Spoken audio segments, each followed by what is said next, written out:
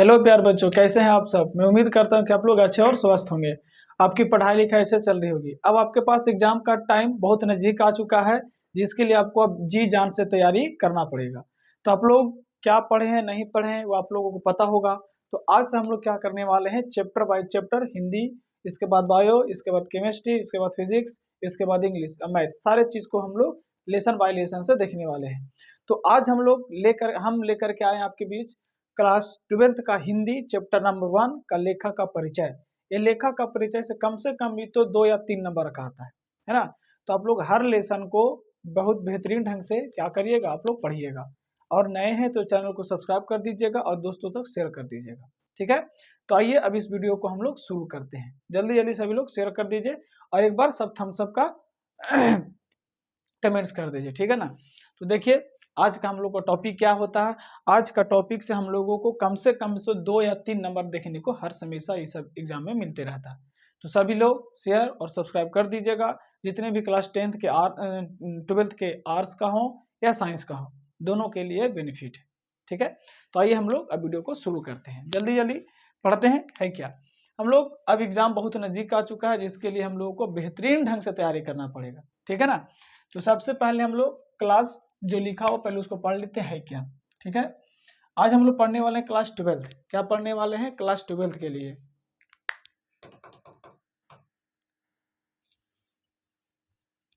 देखिए आज हम लोग पढ़ने वाले हैं क्लास 12th के लिए, है ना। किसके लिए, तो क्लास 12th या तो आर्ट्स हो, है ना, या तो आर्ट्स हो या तो हमारे लिए साइंस हो, दोनों के लिए वीडियो महत्वपूर्ण होने वाला है और ये यूजफुल होने वाला है, ठीक है ना। तो देखिए आज हम लोग सब्जेक्ट क्या पढ़ेंगे, हिंदी पढ़ेंगे। सब्जेक्ट क्या पढ़ेंगे, हिंदी पढ़ेंगे। पार्ट नंबर 1 जिसका नाम क्या है, बातचीत। पार्ट नंबर 1 का नाम क्या है, बातचीत नाम है ना। पाठ का नाम क्या है, बातचीत। इनके लेखक कौन है, तो बाल कृष्ण भट्ट जी। अब यही बाल कृष्ण भट्ट जी को हम लोग क्या करने वाले हैं, पूरे अपने जीवन में क्या किए थे, इस कहानी के अनुसार, इस कविता के अनुसार जो भी हम लोग पढ़ने वाले हैं, ठीक है।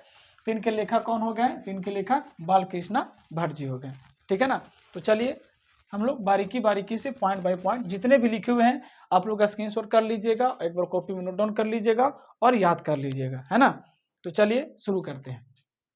पहले तो लेखक देखते हैं किसका, तो बातचीत का, है ना। कौन सा पाठ हमारे लिए, तो आज हम लोग बातचीत पढ़ने वाले हैं। और वो बातचीत के लेखक कौन है, तो बातचीत के लेखक हमारे हैं बाल कृष्ण भट्ट जी, है ना। कौन है, बाल कृष्ण भट्ट जी। इनका जन्म कब हुआ था, तो 23 जून 1844 ईस्वी को हुआ था। इनका जन्म कब हुआ था, तो इनका जन्म 23 जून 1844 ईस्वी को इनका जन्म हुआ था, ठीक है। इनका निधन की बात किया जाए तो जन्म और मृत्यु आप लोगों को याद रखना बहुत ही जरूरी है ना। तो देखिए हम लोग पढ़ने वाले हैं इनका जन्म, मृत्यु, निवास, माता पिता, शिक्षा, इन्होंने जीवन में जो भी किए हैं उस सारे चीज को हम लोग क्या करने वाले हैं, पढ़ने वाले हैं, ठीक है। तो देखिए हम लोग जन्म की बात करते हैं। जन्म 23 जून 1844 को हुआ था, ठीक है। इसके बाद निधन हुआ था 20 जुलाई 1914 को। जन्म की बात किया जाए तो 23 जून 1844 को हुआ था और निधन की बात किया जाए तो 20 जुलाई 1914 को हुआ था। ये दोनों आप लोगों को याद रखना बहुत ही जरूरी है ना। आइए इनका निवास स्थान जानते हैं। इनका निवास स्थान कहाँ था। दो चीज होता है, एक निवास स्थान होता है, एक जन्म स्थान होता है, ठीक है। देखिए इनका निवास स्थान इलाहाबाद, जो कहाँ पड़ता है, उत्तर प्रदेश में। इलाहाबाद उत्तर प्रदेश में क्या पड़ता है, जन्म, ठीक है। इसके बाद माता का नाम पार्वती देवी, है ना। माता का नाम क्या था, पार्वती देवी। इनका पिता का नाम क्या था, बेनी प्रसाद भट्ट, है ना, बेनी प्रसाद भट्ट। इनके पिताजी पेशे से व्यापारी थे।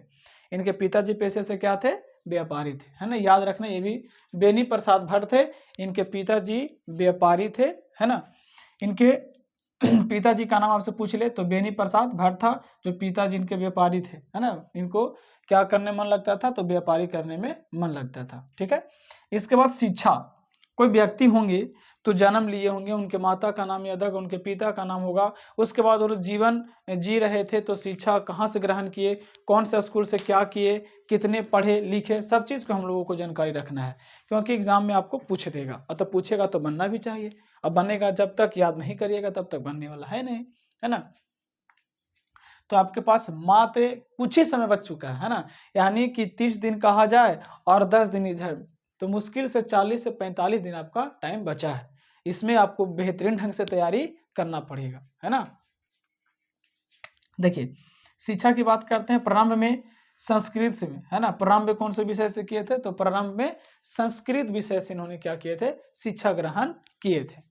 इनके बाद दूसरा 1867 में प्रयाग मिशन स्कूल से इंटरेस्ट की परीक्षा दिए थे।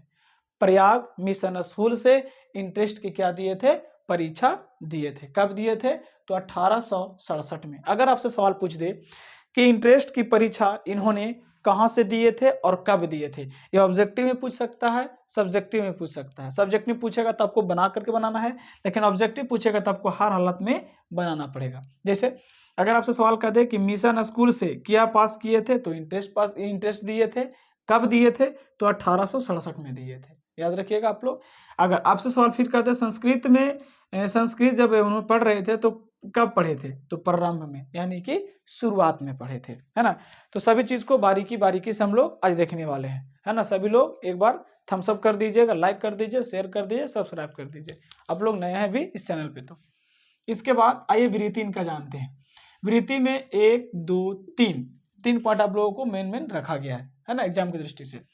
1869 में, 1869 से 1875 तक प्रयाग के मिशन स्कूल में क्या किए थे, अध्यापन किए थे। अब से सवाल पूछ दे कि 1869 से लेकर के 1875 तक प्रयाग के मिशन स्कूल में क्या कर रहे थे, तो अध्यापन का काम कर रहे थे।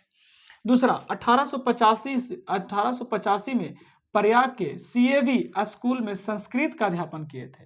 कब किए थे, तो 1885 में। किस स्कूल से बात करेगा, तो आपको सीएवी स्कूल जो कहाँ पड़ता है, प्रयाग में, है ना, वहां से क्या किए थे, उन्होंने संस्कृत का अध्यापन किए थे। अगला है 1888 में प्रयाग की काव्य संस्था पाठशाला इंटर कॉलेज में अध्यापन किए। इन्होंने 3 जगह, प्रयाग, इसके बाद वहीं से काव्य संस्था के पाठशाला में, इंटर कॉलेज में अध्यापन का काम किए थे। ठीक है। इसके बाद रचनात्मक, इन्होंने क्या क्या लिखे थे, तो रचनात्मक में बहुत बढ़िया इनको फेमस ऑब्जेक्टिव पूछा जाता है एग्जाम में, जो आपको पता होगा कि हिंदी प्रदीप्त नामक किनके द्वारा प्रकाशित किया गया है। यह सवाल आपको बहुत बढ़िया पूछता है एग्जाम में, आपको याद रखना पड़ेगा। तो 1877 में हिंदी प्रदीप्त नामक मासिक पत्र निकाले थे, है ना। हिंदी प्रदीप्त नामक जो मासिक पत्र निकाले थे वो 1877 में निकाले थे। किनके द्वारा, तो ये बाल कृष्णा भट्ट के द्वारा क्या किया गया था, निकाला गया था, है ना। ये बाल कृष्णा भट्ट के द्वारा क्या किया गया था, निकाला गया था, रचना किया गया था, है ना। ये एग्जाम में पूछता है। अगला रचनाएं में सबसे पहले उपन्यास देखते हैं। रहस्य कथा, नूतन ब्रह्मचारी, आप लोगों को मेन टॉपिक बताया जा रहा है ना, मेन क्वेश्चंस को। रहस्य कथा, नूतन ब्रह्मचारी, 100 अजान, 1 सुजान, हमारी घड़ी, है ना। ये इनका क्या था, उपन्यास था। क्या था, उपन्यास था। इसके बाद इनका नाटक, उपन्यास के साथ साथ इनको हम लोग क्या पढ़ने वाले हैं, नाटक भी देखने वाले हैं।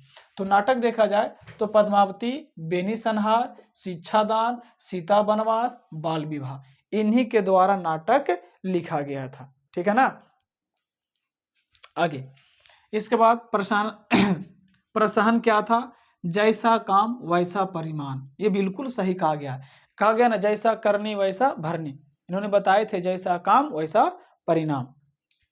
इसके बाद नई रोशनी का 20, इसी साथ है नई रोशनी का 20, आचार विडंबन, है ना। इन्होंने ये क्या किए थे, प्रसहन का काम किए थे, है ना।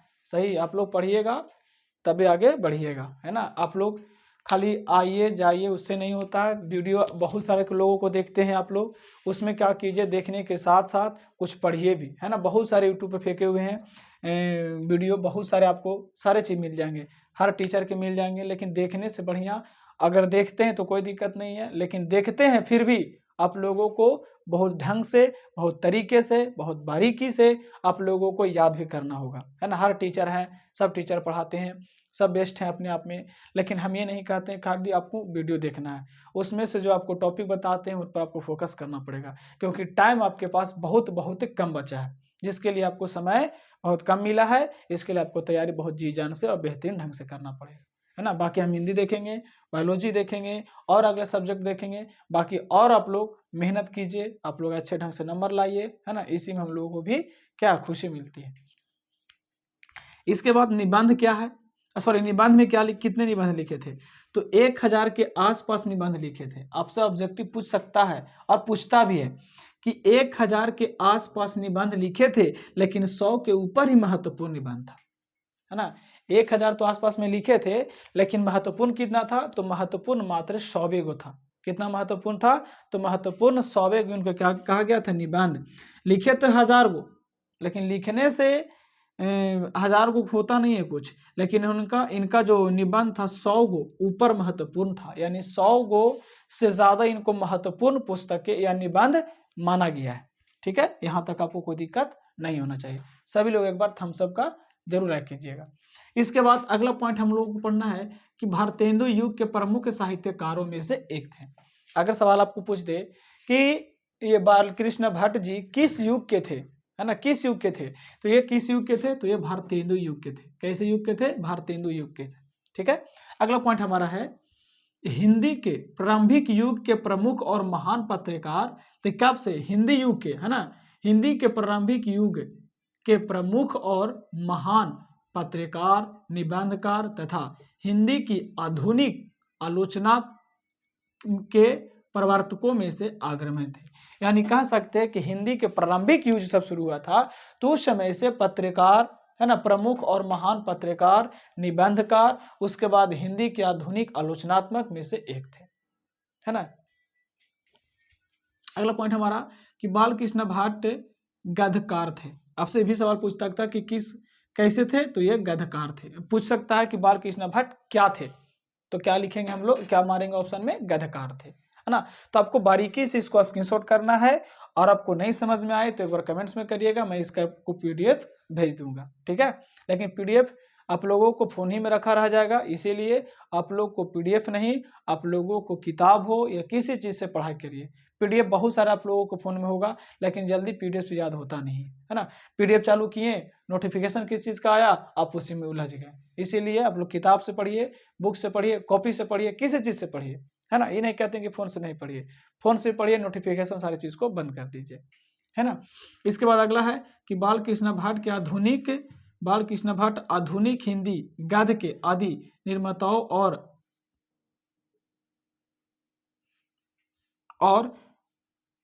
उन्नयक होना चाहिए, उन्नयक रचनाओं में से एक है ना। इन्होंने बालकृष्ण भट्ट आधुनिक हिंदी गद्य के आदि निर्माताओं और उन्नयक रचनाओं में से एक है ना। तो हम लोग ने सारे आज लेसन नंबर 1 का, है ना, लेसन नंबर 1 यानी पार्ट नंबर 1 जो बातचीत का लेखक हैं यानी बालकृष्ण भट्ट जी के, उनके द्वारा जितने भी ऑब्जेक्टिव बताया गया था वो सारे के सारे क्या हो गए, समाप्त हो गए, है ना। तो अगले क्लास में हम लोग चैप्टर नंबर 2 को देखेंगे, है ना, चैप्टर नंबर 2 को देखेंगे बहुत बेहतरीन ढंग से और इसी तरीका से। और एक बार आप लोग जरूर से जरूर कमेंट्स करके बताइएगा कि आपको वीडियो कैसा लगा, है ना। एक बार जरूर कमेंट्स करिएगा, आपको कमेंट्स के लिए हमें इंतजार, आपका कमेंट्स के लिए हमें इंतजार रहता है, ठीक है ना। तो आज के लिए इतना ही, अगले वीडियो मिलेंगे चैप्टर नंबर 2 से। जय हिंद, जय भारत, पढ़ाई अच्छे से करते रहिए।